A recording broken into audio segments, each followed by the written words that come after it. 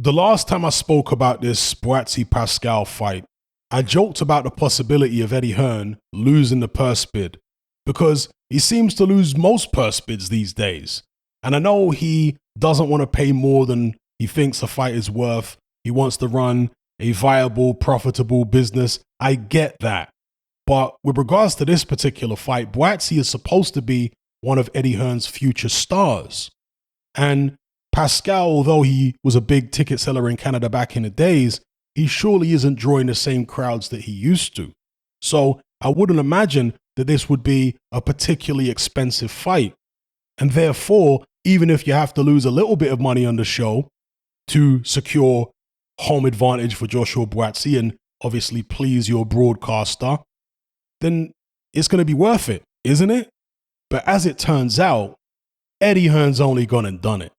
He's only gone and actually lost the purse bid for Buatsi Pascal. The winning bid was $975,000, and Eddie Hearn's bid was exactly $100,000 less at $875,000. The winning bid was put in by Lou DiBella, of all people. I didn't realize he represented Jean Pascal, or in fact, maybe he doesn't, because in a purse bid, multiple parties, even the ones who don't represent the fighter, can actually bid. But yeah, Lou DiBella won the bid. And here's the kicker. Here's where it gets really crazy. According to Boxing Scene, the fight will likely land in the UK, so that's good for Joshua Buatsi. He gets home advantage, but it will be on a Queensbury Promotions event. That's right. Frank Warren, according to Boxing Scene, will stage this fight between Buatsi and Pascal. Unbelievable. Eddie Hearn's main rival is going to put the fight on with one of Eddie Hearn's future stars.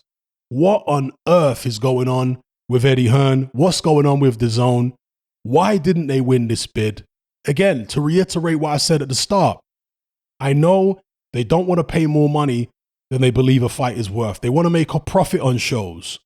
But you have to also make investments, and you have to take hits on certain shows in order to ensure that your fighter has the best chance of winning, and also to build your fighter's profile, certainly in his country, but also on your shows to make your brand, as in your promotional brand, synonymous with this fighter's name and vice versa.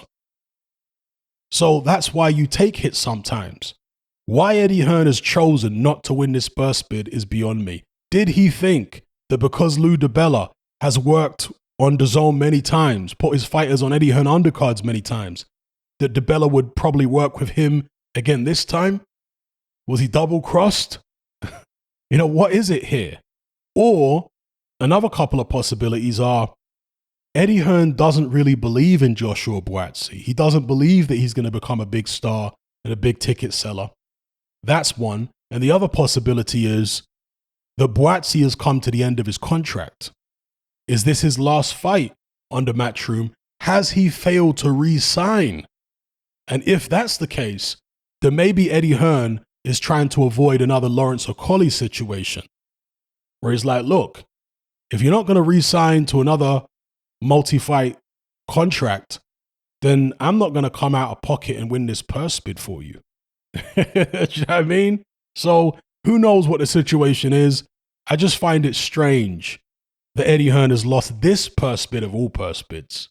It's not like it was the Tyson Fury-Dylan White fight where he only works with White on a fight-by-fight basis anyway, and the bid was crazy. It was in the tens of millions of dollars. This is under $1 million. And again, if Buatsi's going to be a future star, surely it's worth investing. But apparently not. So you guys let me know what you think in the comment section below about Eddie Hearn losing the purse bid for Buatsi Pascal and the fight landing on a Frank Warren show. Let me know, people. Oh, in fact, before I go, the only other possibility I can think of, because I've mentioned two, is that Eddie Hearn and Buatsi plan to go in a different direction. They plan to abandon this fight with Pascal and take on somebody else instead. And you can do that as far as I'm aware. I remember when Michael Hunter lost the purse bid for the Hrgovic fight, he abandoned that and he went and fought for a load of money against some journeyman on Triller.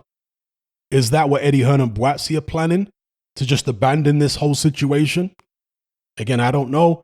I guess we'll find out in due course. So, yeah, until next time. If you're tired of the biased narratives and mass censorship on mainstream platforms, and you want to be part of a community of critical thinkers who love free speech just as much as you do, then come and join me on Patreon and access my weekly no-holds-barred, censorship-free podcast where we lift the lid on a wide variety of controversial topics. It's not mainstream friendly, it's not politically correct, but that's the whole point. We dare to stand as a beacon of reason against an army of insanity. Just head on over to my Patreon page and select the tier called Hatman Hot Topics. You'll gain access to a minimum of 2 hours of exclusive content every single week, including podcasts, videos, interviews, live stream Q&As, as well as my popular Confessions of a Nightclub Bouncer series. Not to mention a vast back catalog of hundreds of hours of previous episodes. You can listen via the Patreon app with the option to download in high quality MP3. We've also got an Element group where you can come and chat and hang out with myself and other members. Unlike Discord, it has full end-to-end encryption, is decentralized, and is 100% censorship free. You can also send voice notes as well as much larger audio and video files than you can on Discord. So come and sign up on Patreon. There's no contract, there's no commitment, you can cancel at any time, and it's cheaper than a cup of coffee. So I'll see you over there. I'm out.